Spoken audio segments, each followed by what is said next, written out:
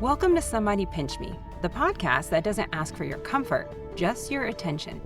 Each episode, we break down the lies baked into everyday life in America, from the paycheck that won't stretch to the corporations cashing in on your burnout.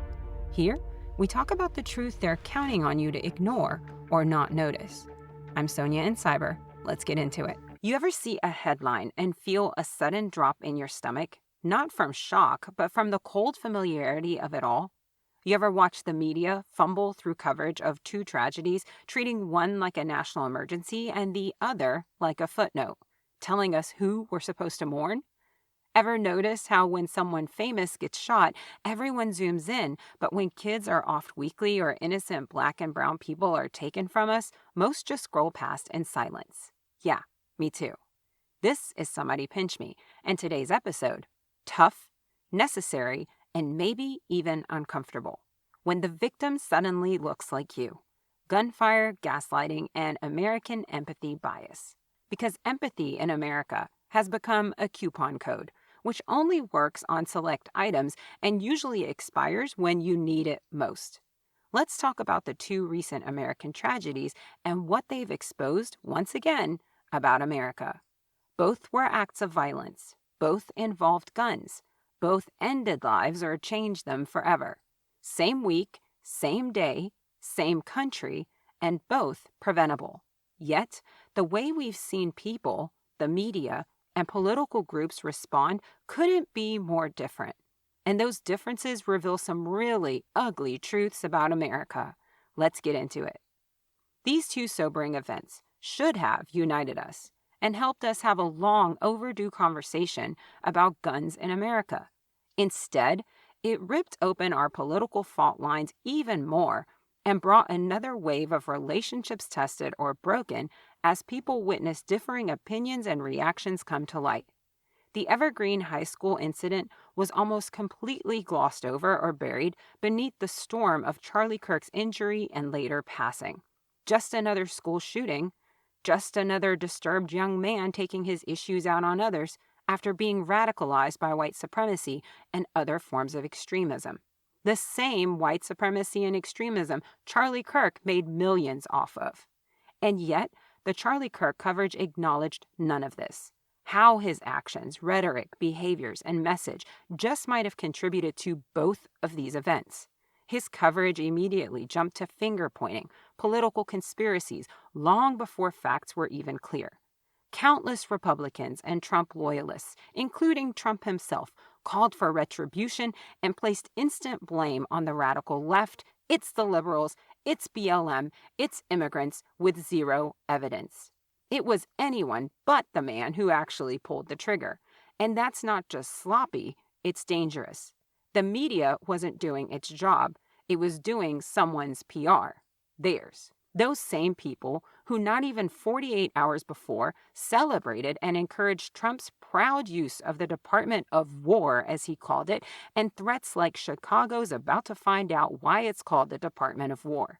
The same people who offered no condolences or empathy when Representative Melissa Hortman and her husband were brutally murdered in their own home, or Nancy Pelosi's husband was attacked, or the countless everyday Black and brown Americans that are brutalized, harassed, arrested, injured, and executed, whether guilty or not. Treated as less than, including on television or body cam footage, denied the very protections our Constitution extends to all within our borders. The same people who extend their humanity selectively and even find ways to justify the worst acts against others that don't look like, think like, or worship like them. The same people who haven't once cared about the children being slaughtered in other parts of the world, our American classrooms, or the countless families being torn apart by Trump's war on immigration. Where has the outrage been for that? Why no crocodile tears then?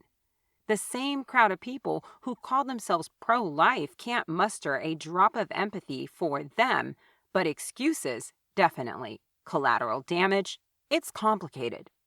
But Charlie Kirk, a conservative talking head, gets shot? A right-wing darling? Suddenly, we're at DEFCON 1. 10 out of 10 dramatics with a twist of victimhood. Suddenly, Empathy is flowing like a broken hydrant. It's not that one life is worth more than another. It's that outrage has become a political tool, and apparently your value depends on your voting record. Let's take a moment to truly remember Charlie Kirk. He spent years as one of the loudest voices against empathy, mocking empathy. He went after DEI, women, teachers, immigrants, belittling them, trashing them. He said deaths were necessary to protect the Second Amendment. He sneered at children growing up without parents if those kids happened to be immigrants. He built his entire career and empire on dismissing other people's pain. And he started young, at 18, founding Turning Point USA to explicitly push back against what he saw as liberal dominance across America's colleges and universities. He was frustrated with seeing mostly liberal professors dominating campus conversations. Instead of leaning into shared values, he zeroed in on what divides: race, religion, and identity. While most kids at that age are just figuring out how to do laundry without shrinking their jeans, he was already plotting how to rebrand white grievance as a youth movement. And it worked. He used misinformation like fuel and took traditional religion, scripture, and repurposed it as a call to arms. He built a brand on "you're being brainwashed," "DEI is the enemy," "Western civilization is supreme," "you're under threat." His organization became a breeding ground and recruiting arm to pull youth further right. And for those of you who question his motives or whether he was a white supremacist, Nazi sympathizer, misogynist, bigot, or any of those other terms you may think other people are using unfairly, consider this. He continually pushed the Great Replacement rhetoric, the idea that democracy and immigration in modern America is aimed at changing the racial demographic of America to dilute white majorities. He considered programs like DEI being anti-white and the Civil Rights Act an anti-white weapon. He claimed MLK was a mythological anti-racist creation of the 60s and increasingly framed American identity in Christian language. And by doing so, he implied the whole civil rights era was a myth cooked up to take power from white people. He used Christian rhetoric to spread and validate ideas of nationalism and identity. He frequently used language that was consistent with Christian nationalist themes. He propagated and continued to spread false electoral fraud claims and used fear to grow the flames of intolerance.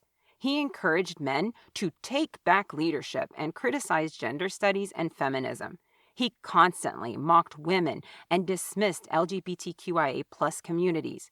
He sold young men the idea that being a man means domination, not partnership, that empathy makes you weak and cruelty makes you strong. And anyone that questions men is trying to emasculate America. He tapped into the younger generation's sense of alienation, change, uncertainty, identity crisis. He offered clarity, a villain to blame, a community to belong to, an urgency to act. Turning Point was his Trojan horse. "We're just here for free speech and small government," he said, but behind the curtain it was "make America white again, one campus at a time."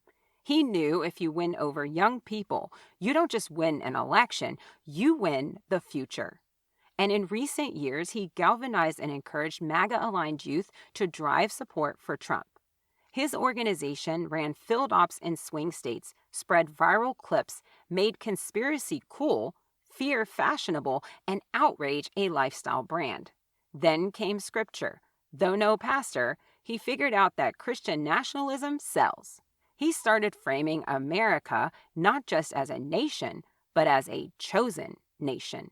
The America we live in today, he helped build, where racism is repackaged as patriotism and empathy is selective, where cruelty is celebrated and hate is dressed up as holy. Charlie Kirk helped move our political center among these groups by extended exposure to topics that used to be considered fringe. In other words, he made extremism more acceptable.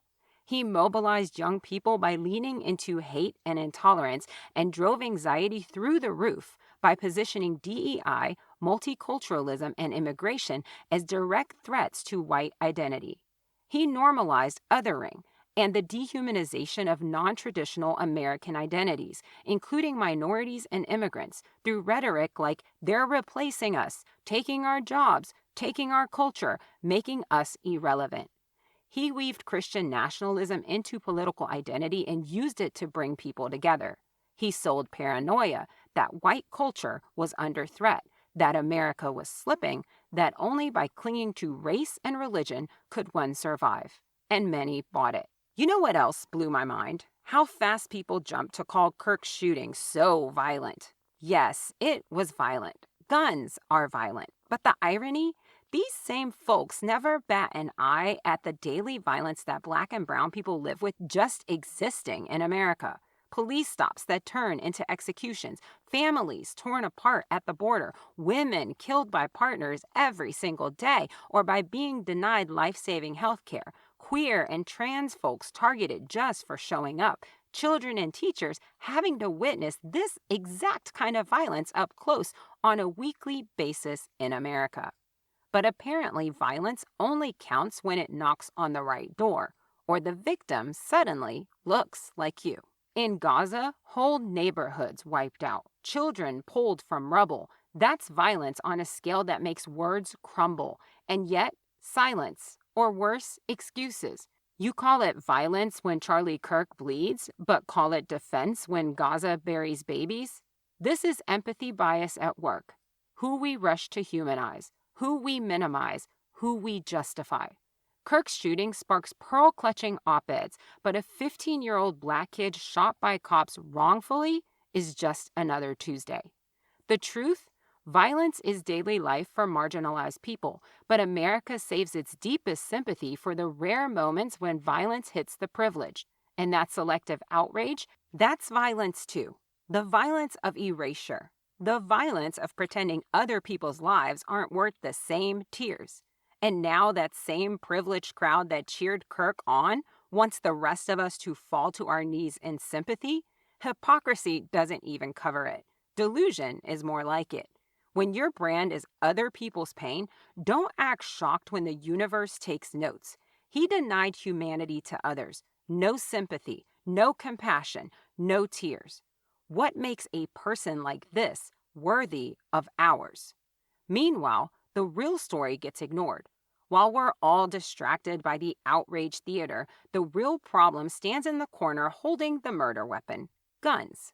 Evergreen High, kids falling victim to gun violence. Charlie Kirk, shot. The common denominator? Guns. Our addiction to them, our refusal to regulate them. Instead of asking why it's so easy for people to arm themselves and end lives, the media spins conspiracy theories. Who to blame becomes the headline instead of how do we stop this? And the cycle continues. We don't need more thoughts and prayers. We don't need more blame shifting. We need gun reform. But saying that out loud in America is like yelling bomb in a crowded space. Everyone freaks out. And you know what's predictable at this point: the scapegoating. Every time without fail. A white man in a red state shoots another white man, and somehow within minutes, the right is blaming brown and Black people, the left, DEI, BLM, immigrants, whatever they can find to push their political agenda and hate forward. It's like a reflex. It's easier to blame outsiders than to admit the truth. Guns are the problem, and rhetoric that normalizes violence makes people believe violence is the answer. Scapegoating is easier than accountability, easier than admitting that violent rhetoric, like Charlie Kirk's and others like him, radicalizes people. So the blame instead gets shoved on whoever's politically convenient for them. Now, we can't do this episode justice without addressing that argument. You know the one. It's not the gun, it's the shooter. Let's unpack that. Yes, people pull the trigger, but what enables one angry, unstable, or hateful person to slaughter 10 people in 10 seconds? Spoiler, it's not the sharpness of their kitchen knife. If it's not the gun, then why don't school shootings happen with staplers? Other countries have unstable people, angry people, mental illness, violent video games, bad days, breakups, you name it. But what they don't have is unfettered access to assault rifles and handguns designed for maximum efficiency at ending lives. That's the difference. Every country has angry men. Only America outfits them like Call of Duty characters. Think about cars. People crash cars all the time, but we don't say, it's not the car, it's the driver, and just leave it there. We build seatbelts, airbags, speed limits, licensing, insurance, DUI laws because we know human error happens and regulation saves lives. So why is it common sense for cars, but tyranny when it comes to guns? We regulate Happy Meals harder than we regulate handguns in America right now. To be clear, the shooter, not the gun line, is just an excuse to do nothing. It's a way to shrug off responsibility and protect the status quo. And the status quo is kids doing lockdown drills while politicians cash NRA checks. At the end of the day, people kill people with guns. And if we want fewer deaths, then maybe, just maybe, we should make it harder to get the deadliest tool in the toolbox. Because pretending it's only about the person and not the weapon is like blaming hurricanes on umbrellas. So where does this leave us? Empathy bias on full display. The media failing at its job and falling asleep at the wheel. A country still worshiping guns more than human lives. And a man who preached hate now suddenly being held up as a martyr, treated like a military hero. If you only care when it's your people, your side, your country, then it's not empathy. We owe it to every victim, from Evergreen to Gaza, to actually care. Not selectively, not politically, just care. Otherwise, we're not saving anyone, we're just choosing who's disposable. And in this situation, that care may not be for Charlie Kirk or his choices that helped lead us here, but rather the people you claim to stand with in solidarity. Let me explain. We won't beat fascism by being polite. I don't know about you, but I know for me, seeing a number of people, both prominent and in my personal circles, react to this situation so tamely was infuriating, to say the least. Like someone can spend their whole life tearing down democracy, mocking women, demonizing immigrants, fueling white nationalism and supremacy, and the minute something happens to them, suddenly Democrats and supposed anti-Trumpers and minority or queer allies are bending over backwards to prove how civil, how compassionate, how above it all they are. Whether realized or not, they betray the very people they swore to defend by doing so. Crying over Charlie Kirk isn't noble, it's dangerous. Fake allyship breaks trust.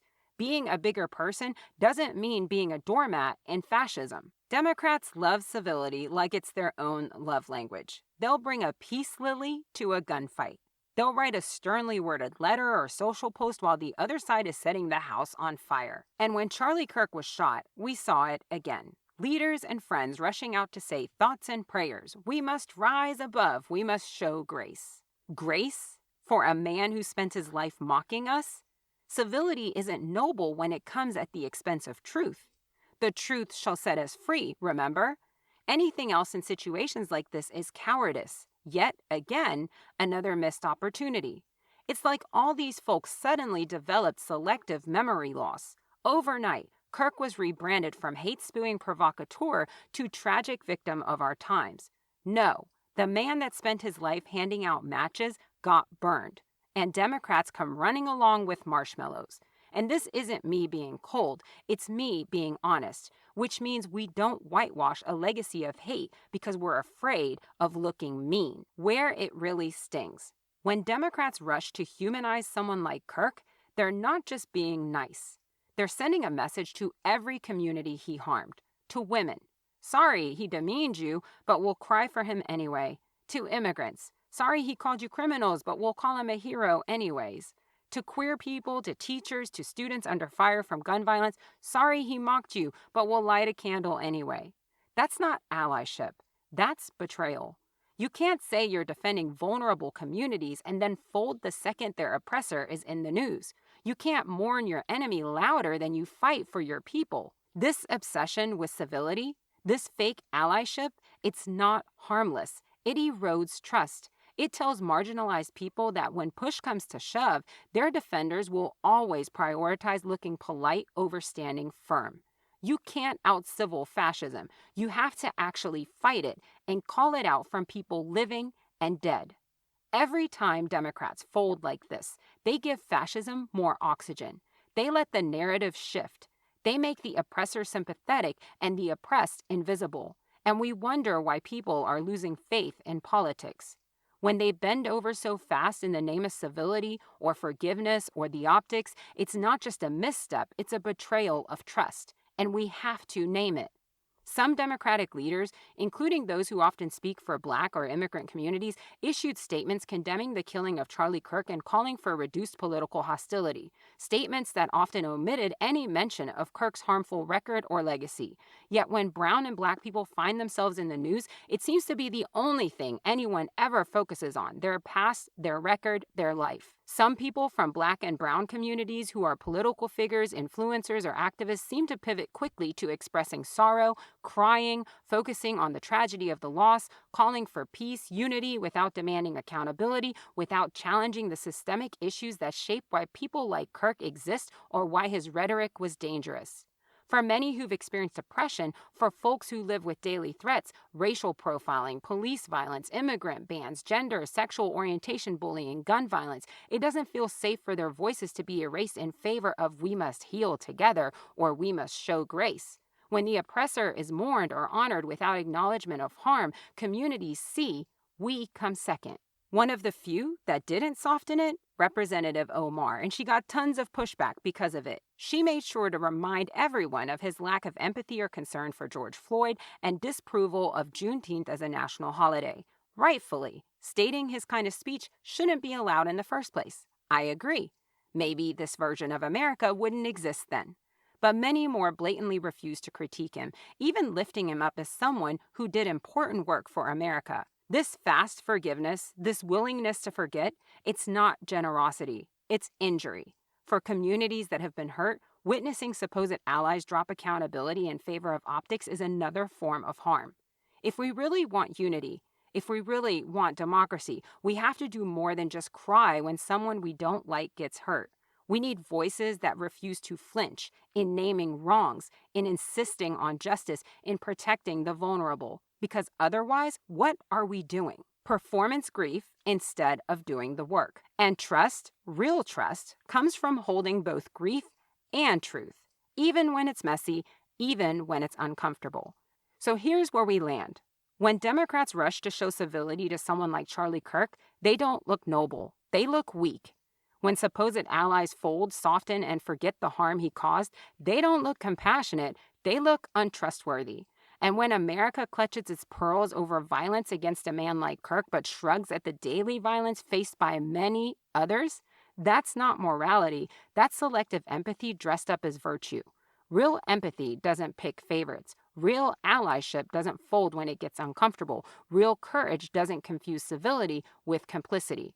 Because every time we cry for the powerful while ignoring the oppressed, every time we honor the oppressor while silencing the oppressed, every time we treat violence against some as tragedy and violence against others as background noise, we reinforce the very systems we claim we want to dismantle. Civility won't stop fascism. Politeness won't protect the vulnerable. Selective empathy won't save lives. And fake allyship won't build trust. So maybe the question isn't, how do we show we're the bigger person? Maybe the real question is, who are we willing to betray in order to look like one? We don't need civility that erases harm. We don't need allyship that folds at the first sign of discomfort. We need courage, the kind that tells the truth, even when it's messy, even when it's not polite. Thanks for listening. Until next time, stay woke, stay human, stay strong.